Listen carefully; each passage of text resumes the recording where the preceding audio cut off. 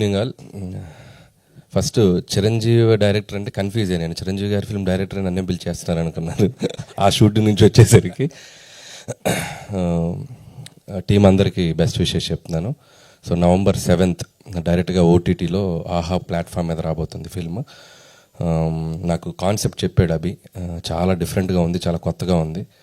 So మీ అందరూ చూసి team అందరినీ బ్లెస్ చేస్తారు, ఎంకరేజ్ చేస్తారు అనుకుంటున్నాను. అలాగే ఆహా టీం అందరికీ, రవికాంత్ గారికి అండ్ శ్రావణి గారికి అండ్ బ్రదర్ అందరికీ నా బెస్ట్ విషెస్. ముఖ్యంగా Raj Tarun, so very talented actor. So మంచి కంబ్యాక్ రావాలి. సో ఇక్కడ స్టార్ట్ చేసి మళ్ళీ సినిమాకి ఇంకా నువ్వు నెక్స్ట్ లెవెల్కి రావాలని విష్ చేస్తున్నాను రాజ్ తరుణ్. అలాగే టీం అందరికీ నా బెస్ట్ విషెస్. అలాగే అభిని విష్ చేయడానికి వచ్చారు వాళ్ళ ఫ్రెండ్స్ అందరూ, మన హైపర్ ఆది, ఆటో, రాఘవ. సో నిజంగా మీ ఫ్రెండ్షిప్ గ్రేట్. సో చాలా ఏళ్ళు ట్రావెల్ చేశారు అభితో. సో మీకు తెలియదు ఏంటంటే ఎట్రా అభి దా, అభి పేరు ఫస్ట్ హరి, అభి కాదు. సో వెరీ చాలామందికి తెలియని విషయం ఏంటంటే గౌతమ్ ఎస్ఎస్ అనే ఫిలిం నా డెబ్యూ అసిస్టెంట్ డైరెక్టర్గా 2005లో. దానికి హరిగా నాకు పరిచయం అభి. అంటే యాక్టర్, దాంట్లో ఒక మంచి ఫ్రెండ్ క్యారెక్టర్ చేశాడు. దాంట్లో అందరిని ఇమిటేట్ చేస్తూ చాలా బాగుంటుంది తన కామెడీ. సో అలా ఆర్టిస్ట్గా ఎంట్రీ ఇచ్చారు. నేను ఏడీగా ఫస్ట్ ఫిలిం నా ట్రావెల్ స్టార్ట్ అయింది అక్కడే.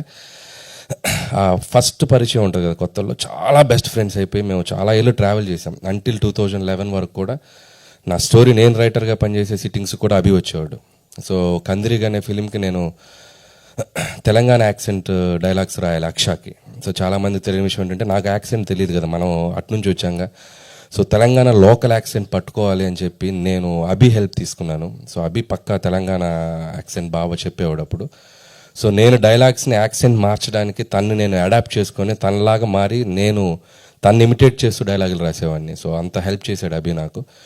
సో ఎప్పుడు ఇది చెప్పడానికి నాకు ఎక్కడ ప్లాట్ఫామ్ దొరకలేదు. సరే తన డైరెక్టర్ అయ్యి తన ఫంక్షన్లోనే తన గురించి మాట్లాడే ఆపర్చునిటీ నాకు రావటం సో చాలా హ్యాపీ అనిపించింది.